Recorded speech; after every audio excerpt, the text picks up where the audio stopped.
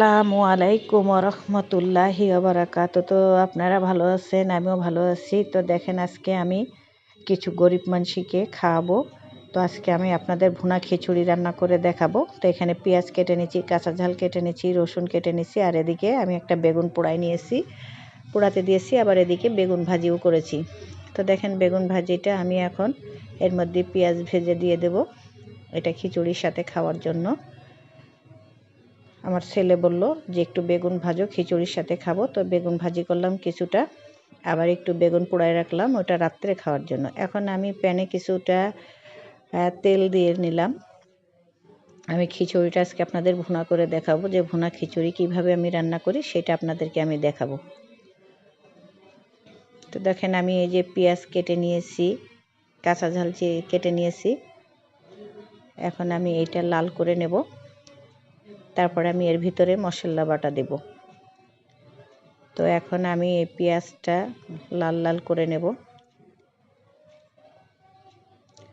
তো গাইস, আমার ইউটিউবে একটা চ্যানেল আছে, বেবি কুকিংস।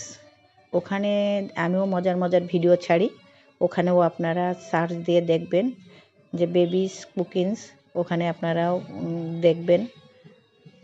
তো দেখেন আমি এখন মশলা বাটা দিলাম, এখানে আদা বাটা, রসুন বাটা, জিরে বাটা, ঝাল বাটা, পেঁয়াজ বাটা, এগুলো সম্পূর্ণটা মশলা বেটে আমি এখন এই পেঁয়াজ লাল হয়ে গেছে ওর ভিতরে বাটা মশলাটা দিয়ে হলুদ দিলাম, দিয়ে দেখেন আমি এই মশলাটা এখন সুন্দর করে কষাই নেব।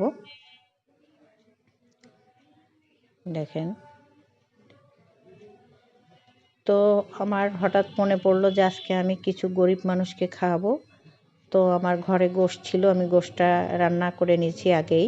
গোশত রান্নাটা আপনাদেরকে দেখাইনি, গোশত তো সবাই ভালোই রান্না করতে পারে। খিচুড়িটা আমি রান্না করা দেখাবো আপনাদেরকে, ভুনা খিচুড়ি কিভাবে রান্না করি। তো এখানে আমি 3 কেজি চাল নিয়েছি আর 1 কেজি ডাল, এটা দিয়ে আমি আজকে ভুনা খিচুড়ি করে দেখাবো। তো দেখেন আমি চালটা মশলার ভিতরে দিয়ে সুন্দর করে নেড়ে চেড়ে ভাজা ভাজা করে নিচ্ছি। আর এদিকে আমি পানিটাও মেপে নিয়েছি, যাতে আমার ভাতটা নরম না হয় আবার শক্তও না থাকে। তো আমি এটা কিন্তু কাঠের চুলোয় রান্না করছি। আমি বেশ কিছুটা ভিডিও কাঠে রান্না করে আপনাদেরকে দেখাইছি। আমি বড় রান্না হলে কাঠে রান্না করি। তো দেখেন আমি এখন পানিটা মেপে নিয়েছিলাম, এই পানিটা আমি এখন দিয়ে দিলাম। আমার খিচুড়িটা ভাজা ভাজা হয়ে গেছে বেশ সুন্দর। এখন আমি পানিটা দিয়ে দিলাম।